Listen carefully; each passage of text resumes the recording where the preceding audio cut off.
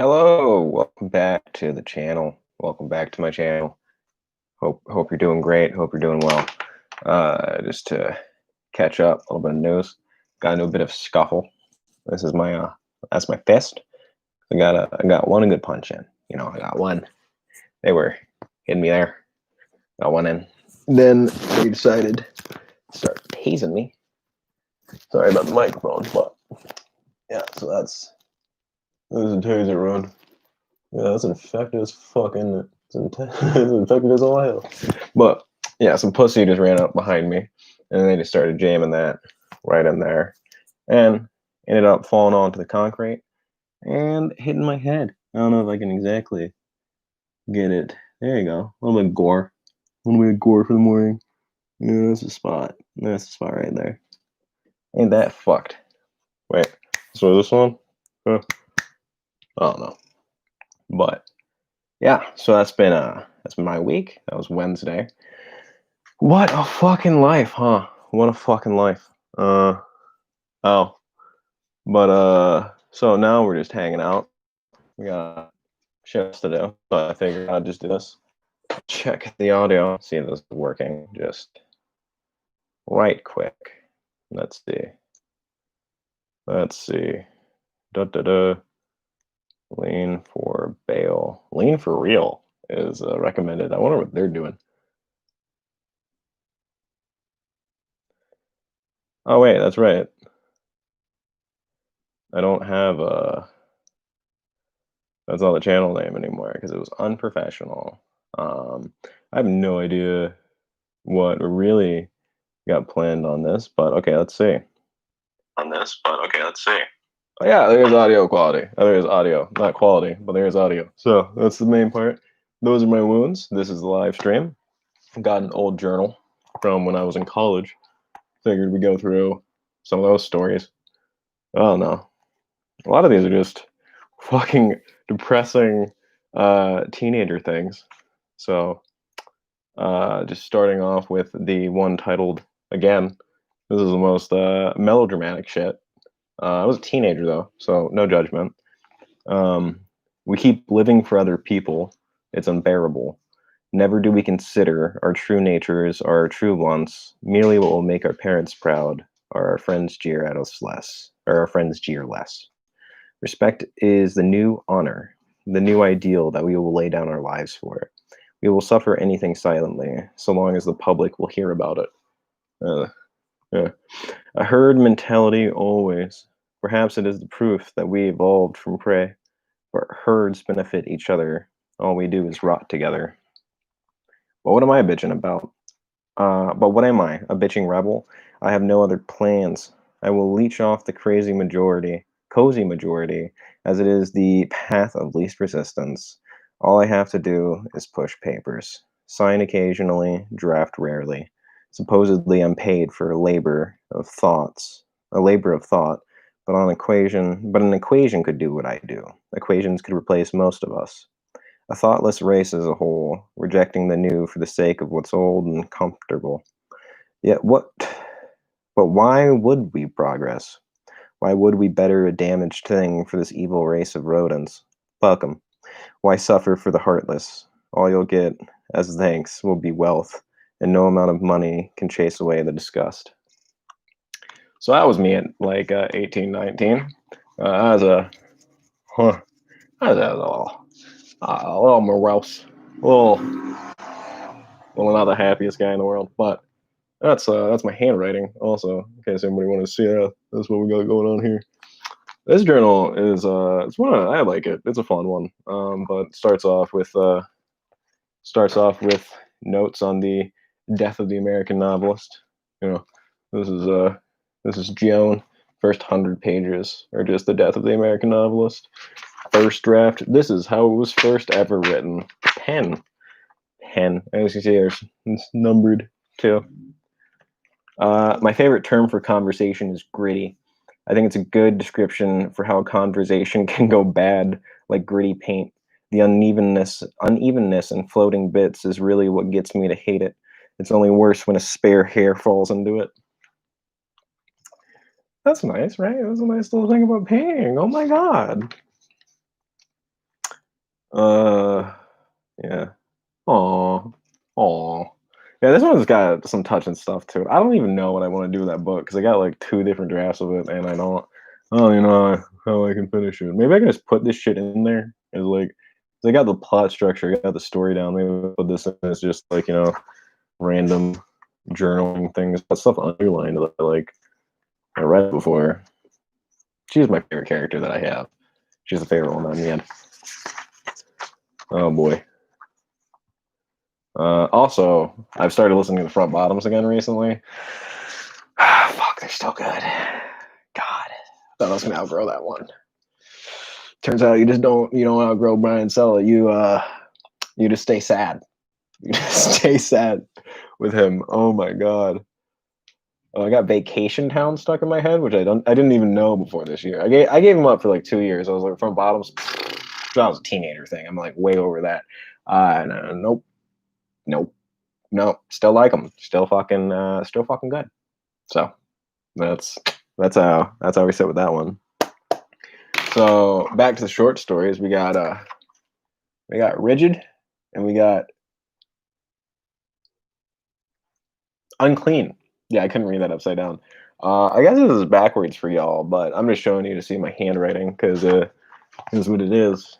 People tend to like it. I don't get it. It's like, oh my god, you write like well. It's like readable and stuff like that. And it's like, really? Sometimes. Ugh.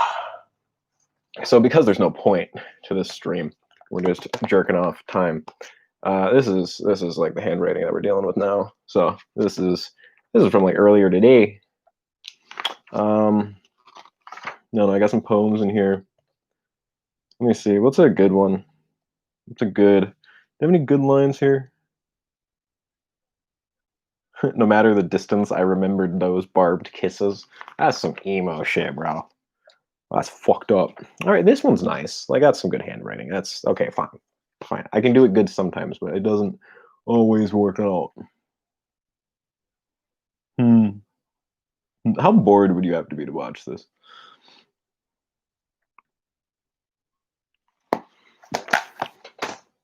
Eh. So let's go to Rigid. That insipid, that insipid race of that insipid race of half autistic, stubborn, useless men, the type that don't know how to contribute meaningful works, much less meaningful conversation. What use are they? Would they not be a case of forgivable murder? No, probably not. Murder is one of those sins, the forever unforgivable ones, unless done in war. War is one of the few things that can wash the evil from rape and murder, claiming it to be heroic. But what is to be done? Haha. The system is cluttered with these tumors, these useless men, these awful layabouts that claim that they are the real producers. They are not a violent disease, but a creeping one that makes you decay rather than enter a death thrall. Men such as these will cause the collapse of our society. It will be the apathetic and self-satisfied that toll the bells of hell. Yeah, yeah. Yeah, dude, I don't know. I think I've gotten less like curmudgeon as I've grown older because like now it's like I don't know. I fucking love a lot of things. I don't know. I can like I'm even down to clown with religion.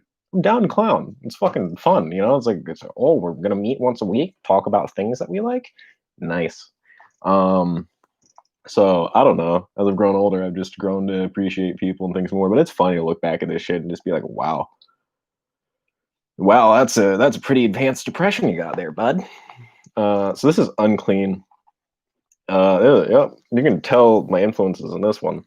Tim hadn't had a good night's sleep in years. He felt like he was encased in a zoo exhibit. When he was a child, he felt like a musical. It felt like a musical, but now it was a show. 2 winters ago, his first tenant was shoved into his apartment. A paper white woman with perfect teeth in a skin tight dress showed up one day with the sulking figure of a man behind her. He was looking down, shaggy, and the rest of a few flies. In the nest of a few flies. When she spoke, he growled. Hello, Tim. As you know, our country has sinned horribly. That is to say, we have sinned terribly. You have sinned terribly. What? Exactly, Timothy. We must repent for them. Okay. The woman shoved Tim back into his apartment, then welcomed the man into Tim's home. He entered slowly, having a smile creep along his face as he stepped from the light of the hallway into the dark of the apartment. Very good. After the door was shut, the man continued to stare. Tim stammered, sighed, then tried again. So, what was your name? Silence. All right. Well, do you work? Silence. Okay. He went around to the kitchen. Are you hungry? He asked the man. Nothing. Tim made himself dinner, then ate it all as the man watched. He wished him good night, then set to bed. Uh, sorry. For weeks, the man watched him. Then the woman came again.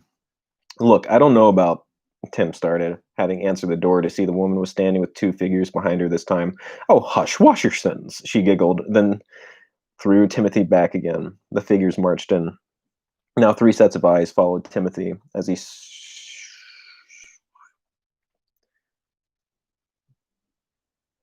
I got snuveled. Snoved.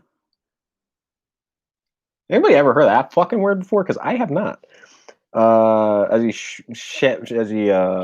sauntered around his own home, he begged for overtime at work. At night, he kept to the bars. As time went on, only more came. Quickly, his two-bedroom apartment had 7 people in it, then 20. He called the police as on his own residence to report a zoning violation, but they came only to say everything was in order. He screamed, hit the officers, and spent the night in jail. Once he got out, he got drunk. He came home in the morning, stripped, then passed out. He dreamed fat centipedes were crawling on his skin. They burrowed into his pores, then exploded into greens and purples. He woke up to a net of fingers along his limbs. He struggled, but the net only tightened. More fingers came from the dark until everything but his face was covered. Then the first man made eye contact with Tim.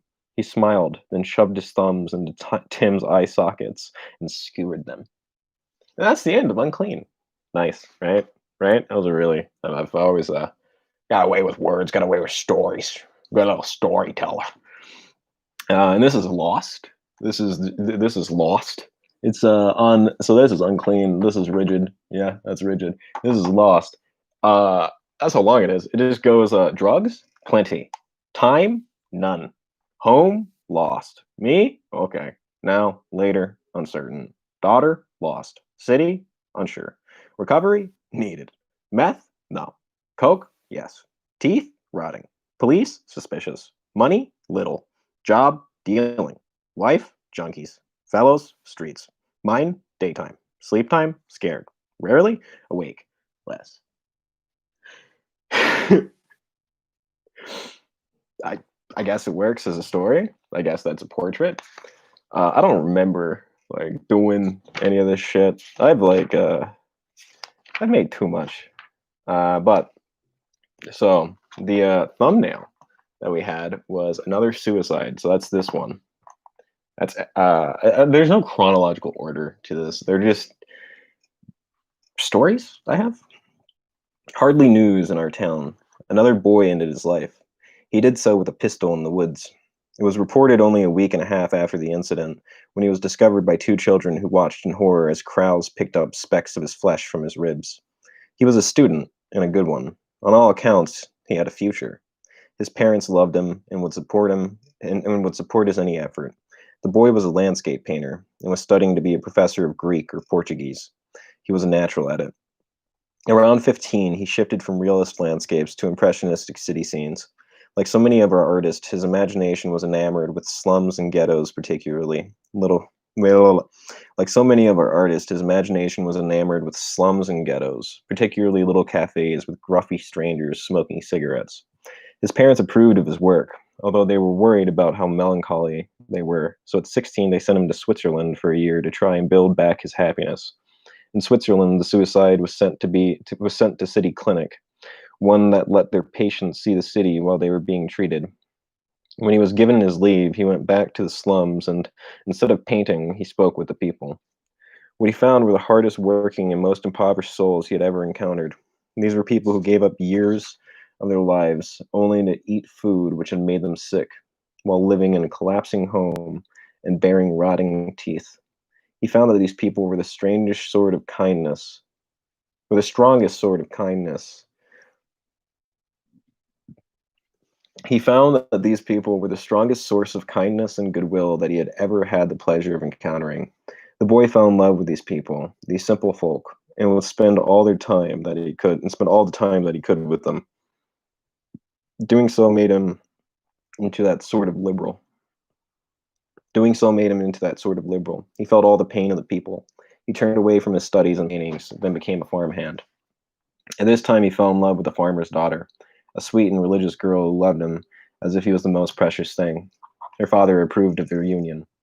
However, the boy's family did not. When they received word of this from the scout, they wrote that the boy must return immediately and that he was never to leave the city again until he finished his education. They rode after the letter to get him. The boy met them with a smile and left his new family with a kiss to his woman and a hug for his father. He met his parents with a bow. He was silent for the ride home, except to say okay when his mother said he'd never see that form again.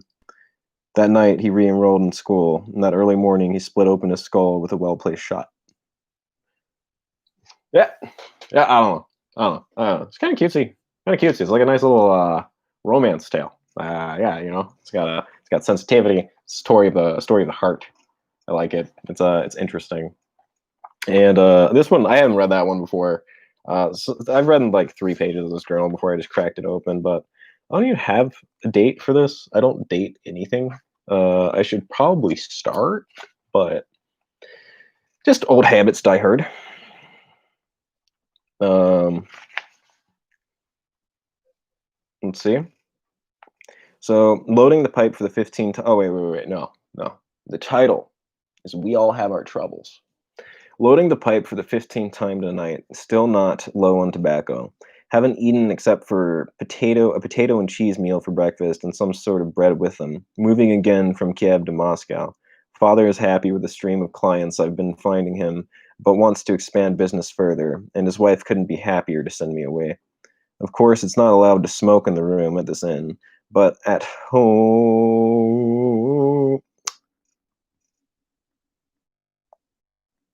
I can't read this word.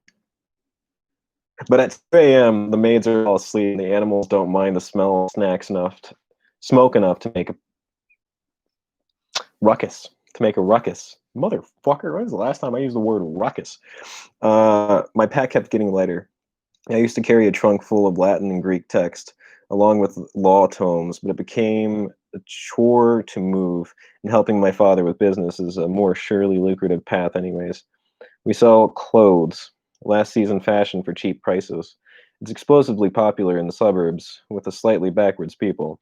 I find them all a bore, the general's daughters and the fops, but oh well, they fund my smoking habit. For a few weeks, I tried snuff. A theater woman introduced me to it. Terribly dusty stuff, as if you were inhaling sawdust. She was barely, she was banal, such is life. Such a, but a bore, but a bore all is the feeling of guilt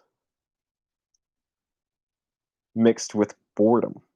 I don't fucking know. An ineffable sensation of being persistently riddled with self hate and depression. Something that I don't think we're born with, but taught to develop for the sake of becoming easier to package for our own masters. It certainly feels like an unnatural development in our psyche. But like a rat must clean his nails, us bourgeois must comb our minds, eh? Or is this the torturous boredom, not a new breed of it, but an advancement? The disease of being useless and living at ease for too long. Is this not the entropy of the soul? Ah, even if it is, at least it's a feeling. Everything else in life is too easy.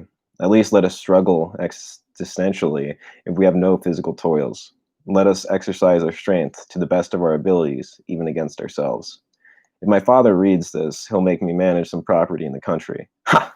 Maybe it'll be good for me, but more likely I'll just put a bullet in my head. Ultimately, I love this job. I love my living. I just wish for better friends.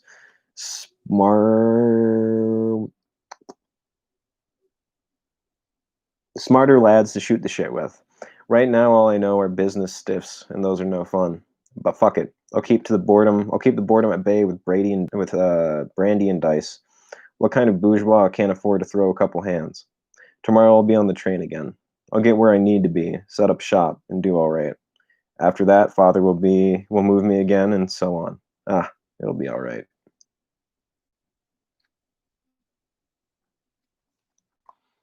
So, we all have our troubles. Isn't that cute? Oh boy. Here's a poem. Ugh. So, and in the land of the prosperous spreads the narcissist like a cancer, looting out of the proper heirs. Okay, so in the land of the prosperous spreads the narcissist like a cancer, booting out the proper heirs of the heir so that they can burr away any decency just to appease their greed. No one has rhymes. English belongs to the people. A poet does not make a phrase, but discovers it. There are no trademarks in language, only trends. Please let the ego go. It need not hold us back or shift us from our task.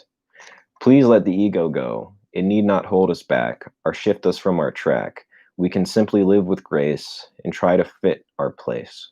Individualism is often just histrionic narcissism. Great art, hard work.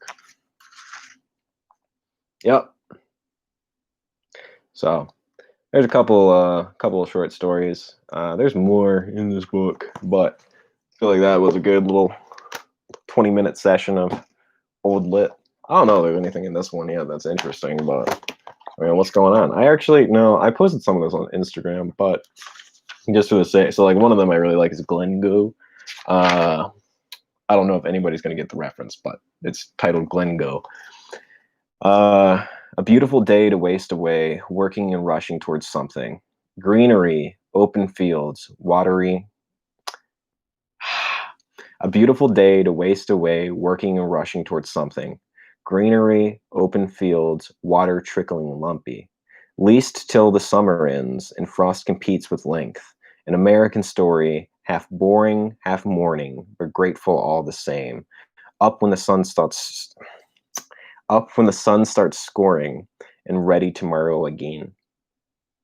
A beautiful day to waste away, working and rushing towards something.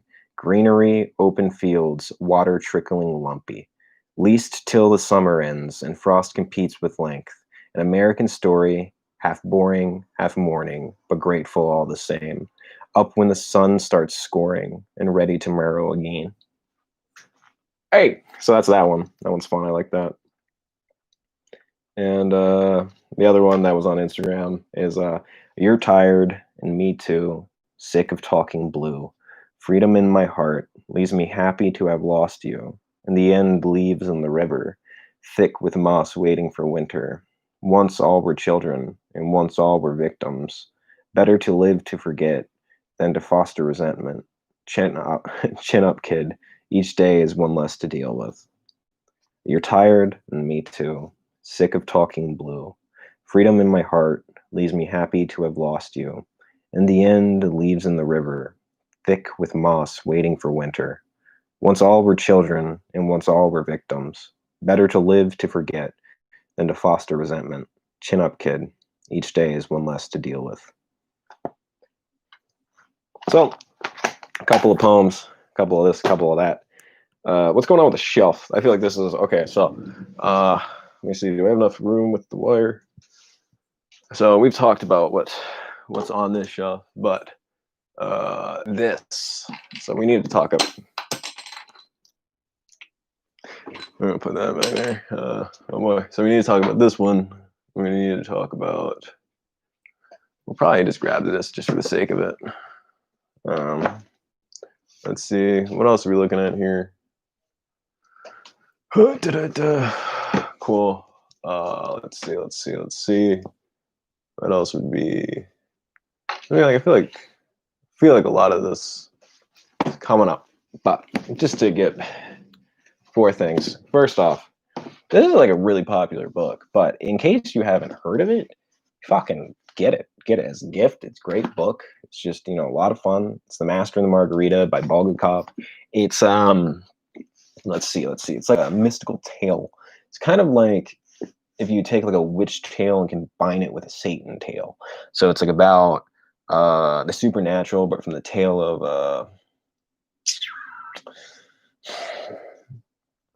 so like this discovering evil from the socialist perspective or socialist Russia, sort of using those that as a canvas to explore.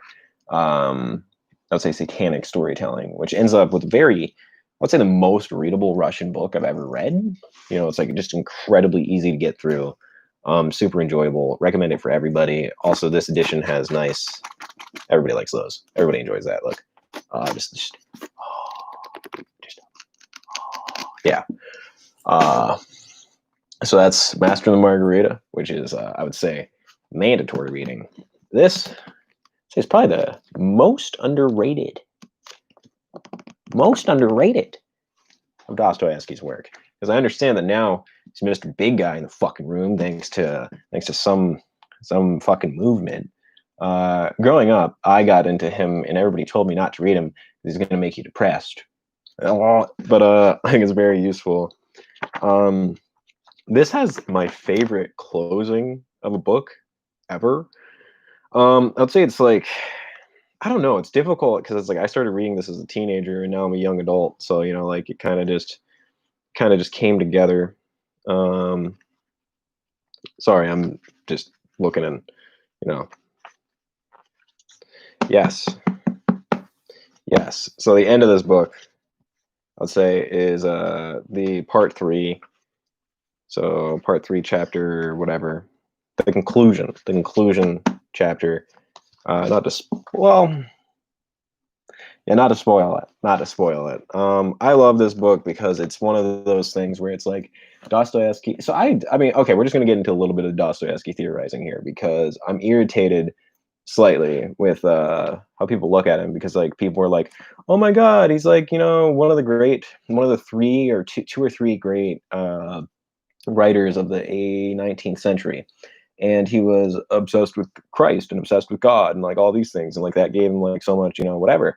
And it's like, I get it, I feel it, and I don't have like a way to prove my theories, but as somebody who grew up studying his work, what I would say is that he was really tending towards a enlightenment perspective, and I think you can see that with his Shakespeare worship throughout his life, especially in his beginning work with Poor Folk, The Double, that sort of era, like back when he was hanging out with, I forget their names, but it was this paper, and he got arrested for being a socialist. But I think that really the political arrest and the hard labor camp is what put him into religious orthodoxy. I think that that's what really created a bond with him and the Orthodox Church and the figure of Christ and all these things. Not to say that he didn't appreciate these before, but I think that they were much less in the focus of his life. I think that jail, I think that the hard labor camp, and also, so like, for those that don't know, like Dostoevsky was sentenced to death for his ideas and for being essentially too far left, for being a socialist.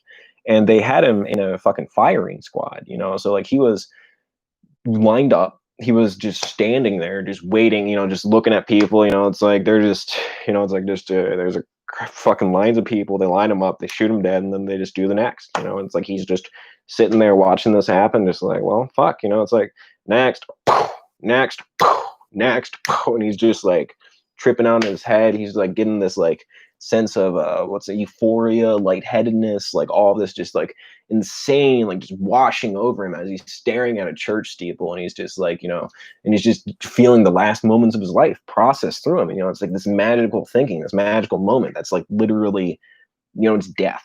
He's facing death, and he's found the church steeple, and he's found that feeling within himself, and he's lined up to shot, and like they're literally like, you know, the guns aimed, all that shit, like they're just ready to fucking kill him.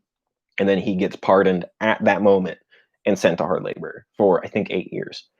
And I mean, like,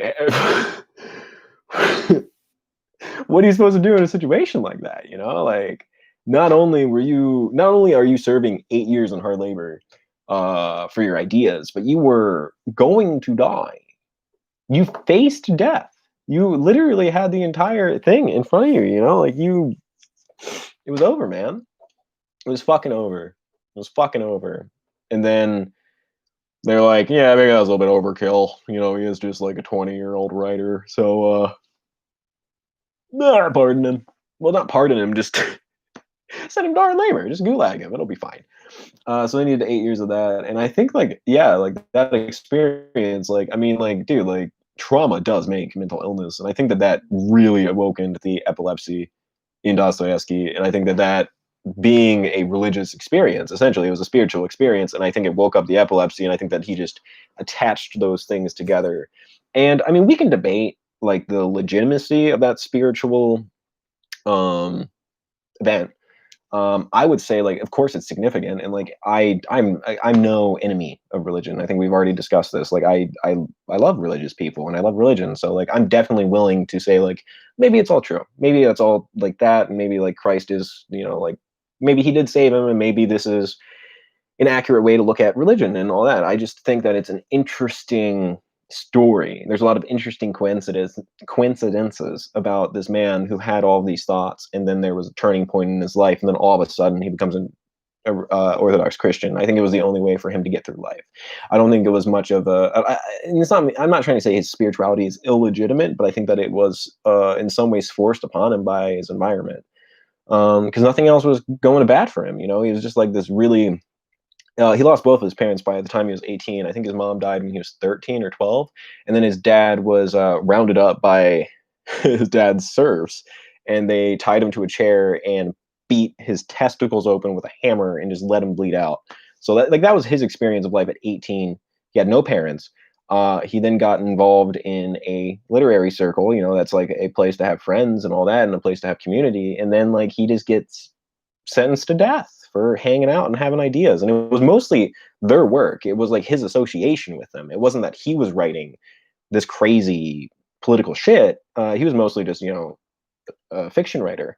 And yeah, that's like, I think that it makes a lot of sense why one would be attracted to religion after that experience, and why that would be that. I don't, and it's not like like, again, I just think it's interesting that when people try to claim like Dostoevsky was like only interested in Christ, and like that was like, it proves something about like the greatness of his work. It's like, yeah, I I would personally, sorry, I would personally hesitate before making that argument, because I don't think that it's in as good faith as you might like it to be, because I think it was sort of forced upon him, and I think it's sort of a tragic story more than it is a story about the glory of the belief. And again, debate that all you want, argue that all you want. I just think that this is a alternative perspective, because also if you look at his work, like if you look at Ivan Karamazov, if you look at Crime and Punishment, if you look at like all of these works, like if you look at the atheist characters, if you look at atheism and liberalism and Shakespeareism and all that stuff, if you look at it, I have not seen atheist writers write as good characters. And I would say, like, the reason why I think that Chekhov caused Dostoevsky's work, The Immortal Conversations, is because there's no right or wrong answer. I think that Dostoevsky is truly, I mean, people, this is not my term for it, this is what people use, polyphony.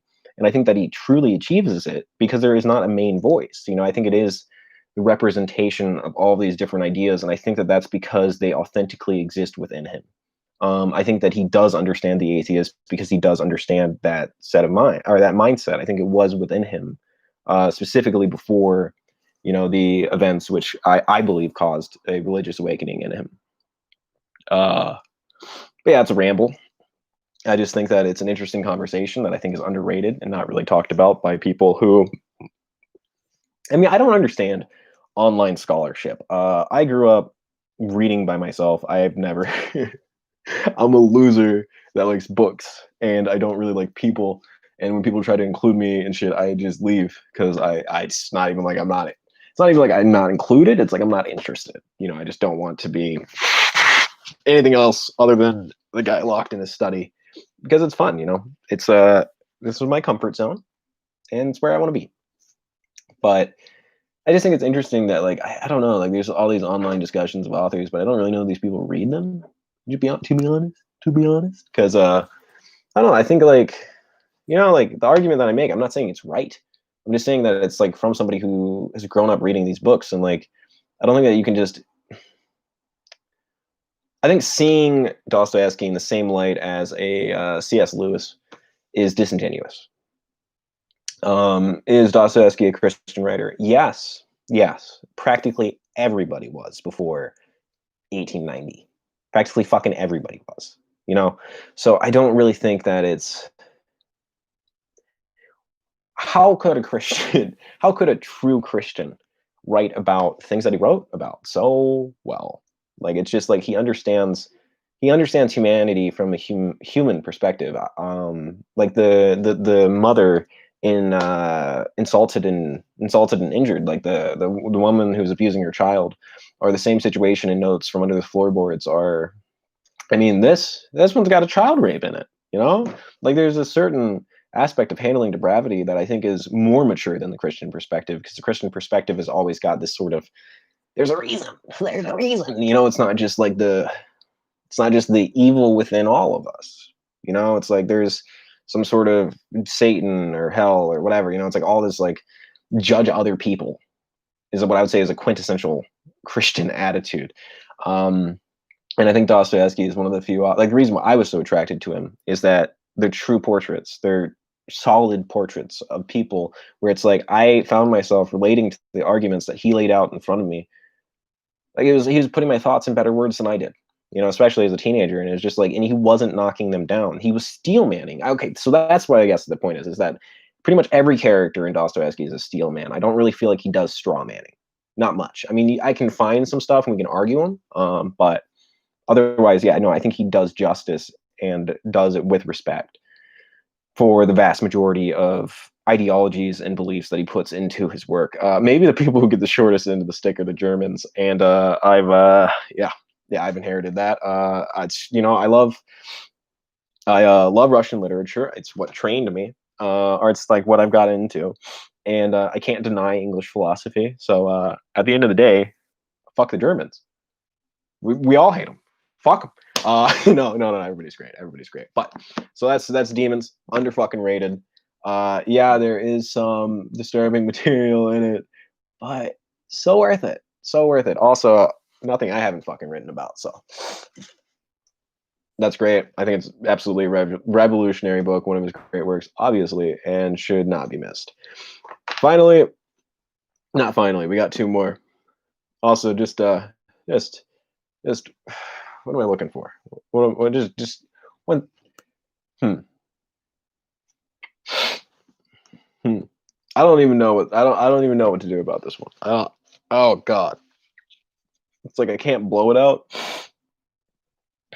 And I can't. I don't know. It's like I guess it's just a whoa. Never mind that. This is Petersburg. Andre Belly. Fucking amazing. Very readable. I'd say it's like in the same category of Bulgakov. Like you can just get through this. It's like 500 pages or so. Yeah, it's like near 600 pages, but absolute fucking weekend read. It feels like just put like 3 weekends in this, and you'll probably be fucking through it. Incredible. It is not nearly as philosophical as something like Dostoevsky. You're not going to be ripping through passages or finding quotes in the same way, but I think it is just ultimately incredibly readable. Uh, and it's got some funny moments to it, but mostly it's just got that, and like the symbolism in it is very strong. While it's not a direct quote or something to argue about, there's like several metaphors and symbols which are just classic. And I'd say I'd highly underrated right now. You know, I was like, we're talking about all these books, we're talking about blah, blah, blah, but like, come on, that's why I'm sharing this shit. That's why I'm sharing this shit. All three of these so far, I'll fucking die for. And those three are novels.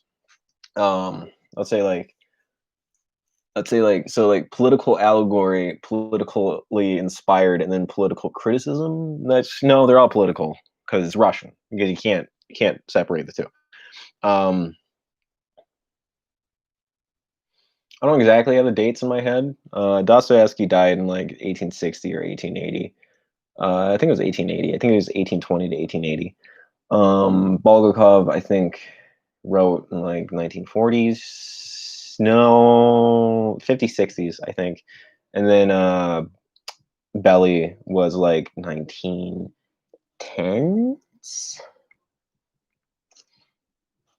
just guesstimating here. That's what I think is going on with them. But so there's like a little bit of a variety in time there, but like all of them are fucking incredible. And finally, this one is definitely worth it. It's Karamazov's Memoir on Ancient and Modern Russia. Like every novelist, every great Russian writer, from Pushkin, Dostoevsky, everybody's fucking with this. It's the thing. It's the fucking guy. It's fucking incredible. And so this is a quote. I'm just going to read. If you have no choice but to alter the numbers of officials and their authorities, says the sage Machiavelli, then for the sake of the people, do at least keep their titles unchanged. Very dry shit. Very dry shit on the history of Russia and political theory and political philosophy. But the sage Machiavelli, woo, big guy. Love Machiavelli. Actually, that might be another one just to pop out. There it is. Right next to the Tao Te Ching, which is appropriate. That one, I guess I'll take out these two too. So finally, we got 3 novels, we got a history, and then we're just ending off the book recommendations with Machiavelli, because that's what we just talked about. This is the Discourses on Livy. Fuck the Prince, dude. It's funny, but if you're not going to read it as a work of political whimsy, I wouldn't say it's all satire, but I would say it's a work of political whimsy, where he's taking pot shots and also building up his points. You have to be able to tell what's real and what's not. And I think it's like too difficult to really recommend. But this one's pretty straight up. This one's pretty straight up, and it's incredible. I mean, I think that if you read this book, you'll see the history of the world just play into it.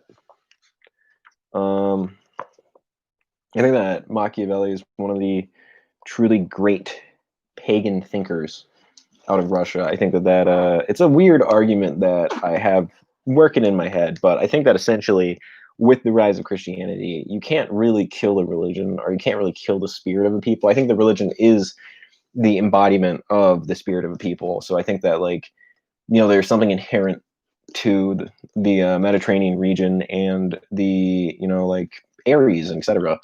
I think that there's like something about Vulcan and that region. I think that there's just something, because it's like all of them are embodiments of human emotion, essentially, and that stuff doesn't really change. And I think that that's where it's like, I think that this is a pagan work, because like Christianity has this idealism of people, or like what should happen.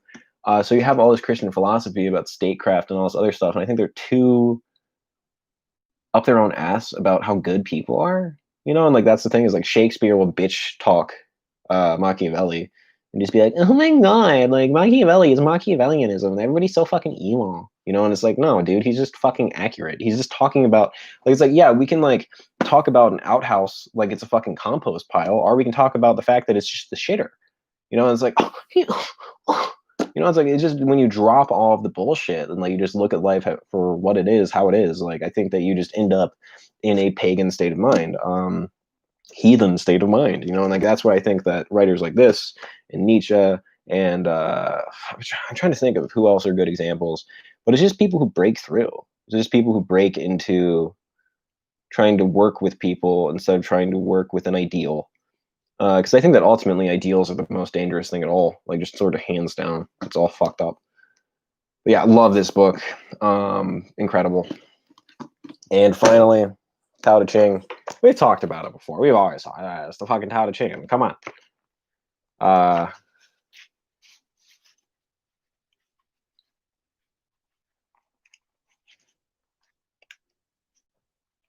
Sorry, I'm sorry for this. It's funny to have books on a live stream, because then you got dead air. It just naturally makes dead air. But oh well. If you use the Tao as a principle for ruling, you would not dominate the people by military force. What goes around comes around. Where the general has camped, thorns and brambles grow. In the wake of a great army comes years of famine. If you know what you are doing, you will do what is necessary and stop there. Accomplish, but don't boast. Accomplish without show.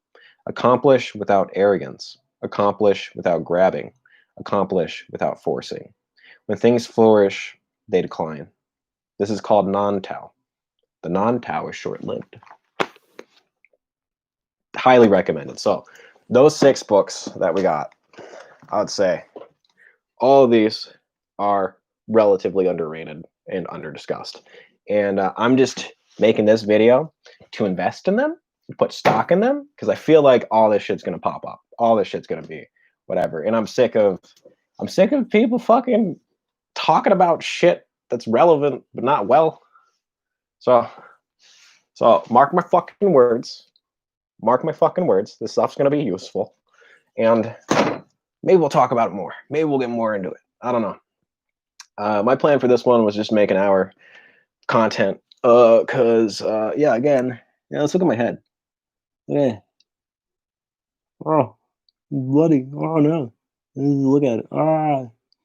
Look at that gore. Man, that fucked. Oh no. But I don't know. This is what I want to do. What I want to do is just talk about the journal, talk about some fucking books, show my damage. Bah, bah.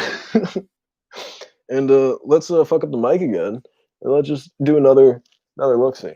Cause yeah, this pussy, dude, this absolute bitch, just ran up on me with a fucking taser and jammed that. So like, this is the bone, you know? That's the bone right fucking there. That's where it is, you know. So let me just pull that tighter. Yeah, that's see, fucking asshole, fucking little bitch boy. That guy was the same. He was like the same size as me too. I know I'm 6'2", but like, you know, I'm a thin, wiry motherfucker. You should be able to punch me.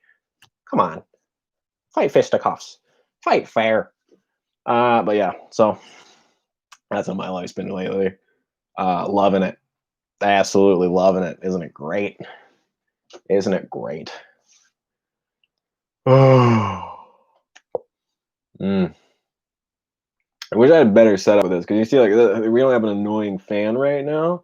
I can't fucking stand that shit. But also, I can't really read without it, you know, because I don't know. Like, I guess nobody will give a fuck if I just keep going through the book like this and like don't have a screen prompt. But wouldn't that be fucking nice?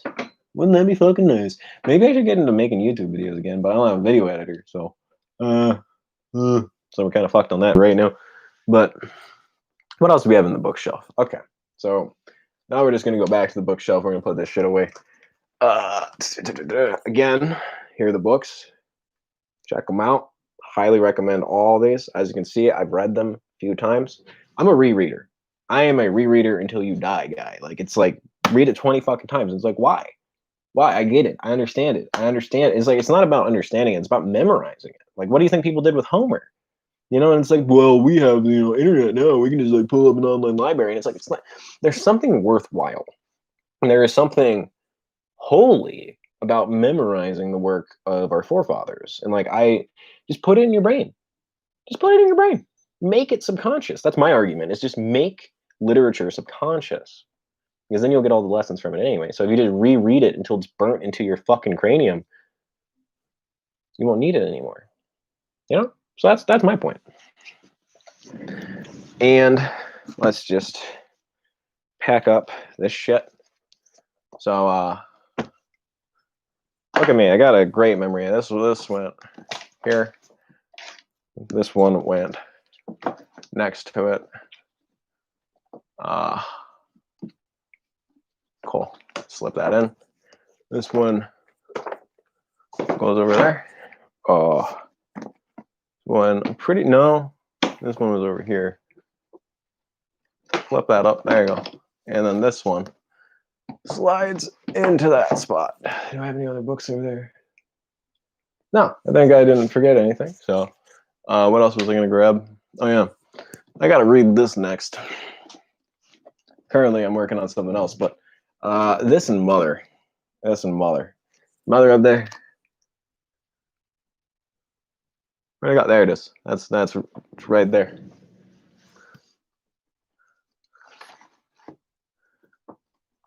Oh, that's probably gonna make some books full.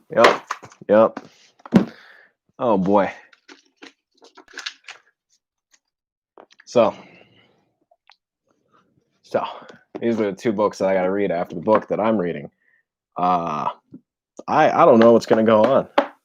I haven't read either yet. I've never read Gorky. I've never read Cherniv.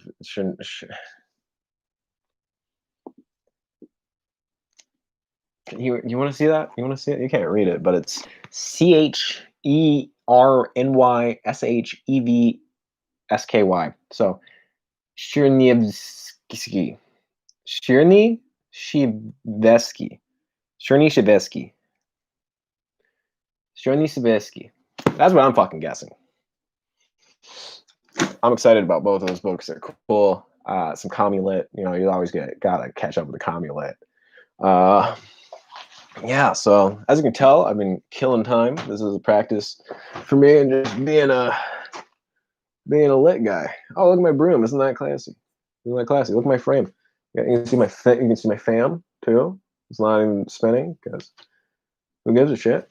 We're having fun, aren't we? I don't really. Oh yeah. I remember what I wanted to do, so I can just pop up some. So let's see, Pushkin. Freedom's Sower. So this is my favorite poem. I'm gonna try to get it tattooed in Russian, but with freedom's seed across the land, before the star of morn I passed, my uncorrupt and guiltless hands through. Damn it. Okay, restarting. It's Alexander Pushkin's Freedom's Seed.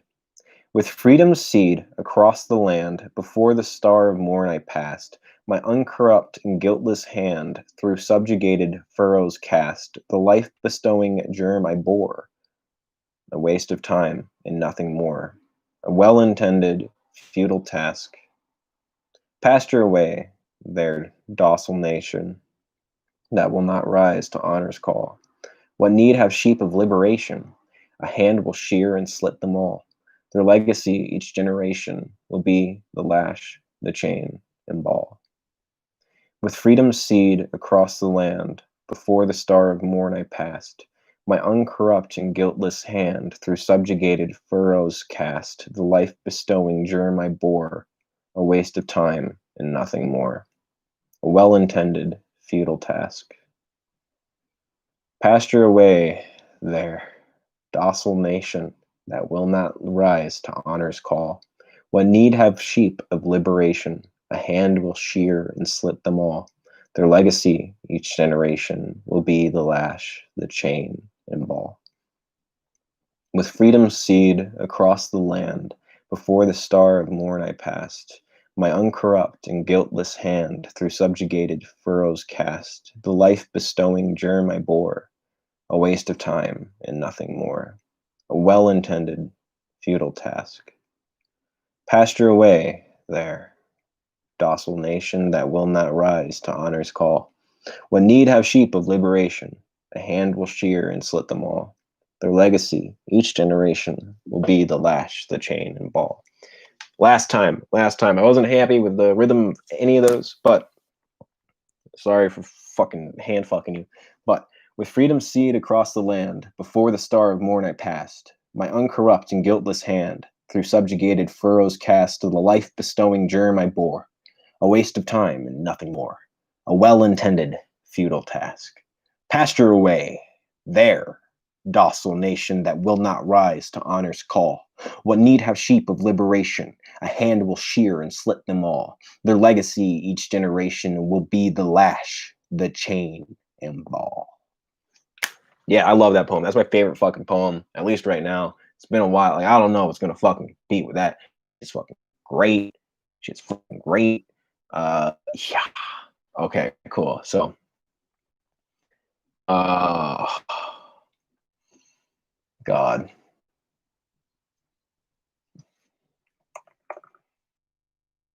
What else do we want to do? What else do we want to do? The Prophet? No. I Loved You. That one sounds fun. Bleak days petered out, bound for your homeland far away to the sea. Okay, so we're gonna do these three poems. We're just gonna read these three. Okay. This one is I Loved You. I loved you once, and love, it could well be, within my soul lies unextinguished yet, but the thought no longer trouble you.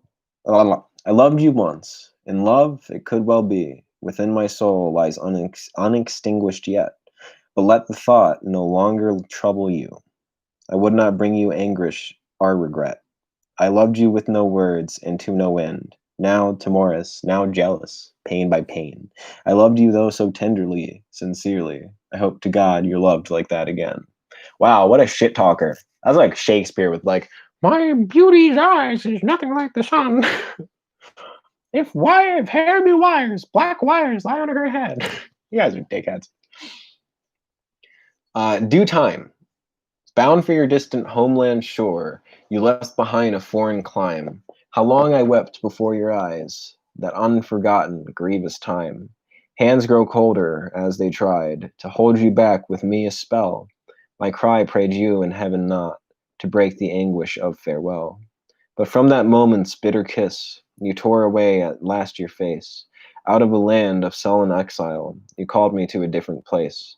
You said, when once again we meet, beneath the sky forever blue, by shade of olive trees, the kiss of love shall reunite us two.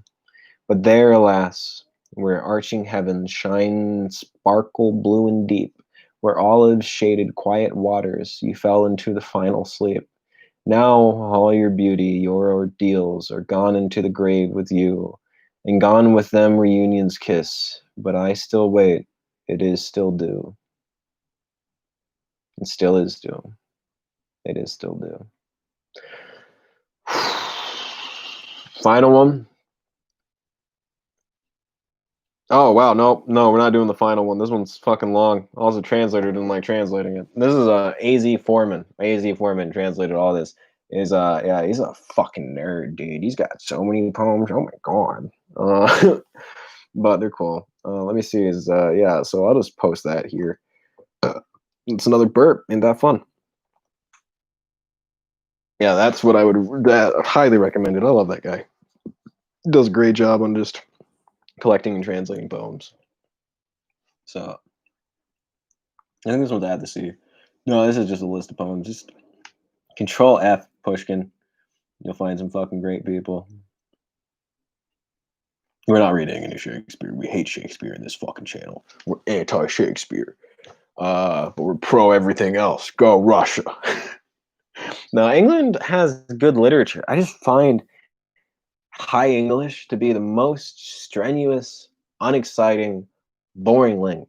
And I don't mean to be a dick, but yeah, I read my writing. It's like I don't really know if I'd say like I wouldn't say like I have terrible grammar or anything, but say like my dialect is meant to be rhythmic. Like everything I write is supposed to be rhythmic, and I like I get that with English writers too, but it doesn't come out the same way. Like it just doesn't.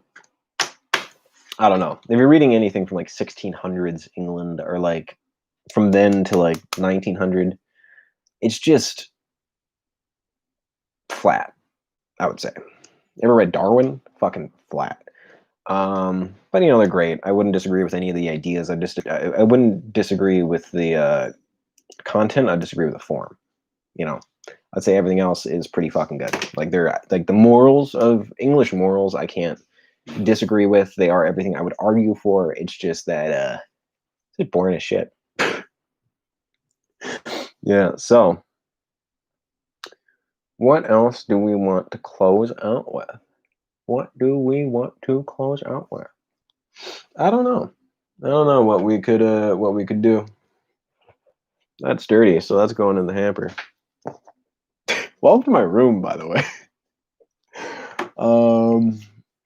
This is a note card. What else? What else do we got? Oh yeah. What's the first sentence that was of this book? Cigarettes are shitty, but living is harsh. So what are they used to do? Suck it up and deal, or cough out the tension all the Adderall built up in your brain. I say it's worth the years shaved away. It's not like you'll miss much anyway. A few decades are pebbles thrown into the river, forgotten and impossible to find again. So I'd rather have a black lung than a high life expectancy. Kill me quicker so there's less shit I have to deal with. I'm a little irritable. Right before break, I got an in-school suspension for skipping class, which means that I had to sit in the same room for 7:30 to 2:30 being watched by yeah. But that's the intro. That's the original intro. So, and that I think it's the end of the stream, boys and girls, ladies and gentlemen. Why is it boys and girls, but ladies and gentlemen? You think that's on purpose, or you think that's just a weird coincidence? Also, oh, I broke this. I broke this because I used to keep other books in it. So, you know, it's like I used to do this. I did this a few times. I just realized that's why that's broken. So, anyways, that's a good note. All right, cool. It's an hour. That's been an hour. Hope you had fun. Just chatting, having a good time. Yeah, stop by if you want to just shoot the shit about books and stuff. We're figuring out something more professional. We're figuring it out. We're getting there. We're getting there. We got an entire other channel. I'll fucking share more about it when it's together. But until then, stay classy. I don't know if we're classy. No, we're not doing that. We're not doing it. That's not the ending. That's not the ending. Thanks for checking in. Thanks for hanging out. Thanks for having a good time. Thanks for chatting. Thanks for thinking. Thanks for thinking with me for a little bit. Hope you have a great day. And just check in later. Maybe we'll do another. Maybe we'll do more of this. I think it's fun. I think it's great. I think we should have more conversations like this. And that's the wrap. Have a blessed Sunday. Have a great Monday. Start off your week. And happy autumn. Happy autumn. Yeah. Yeah, I think that's the final one. Happy autumn.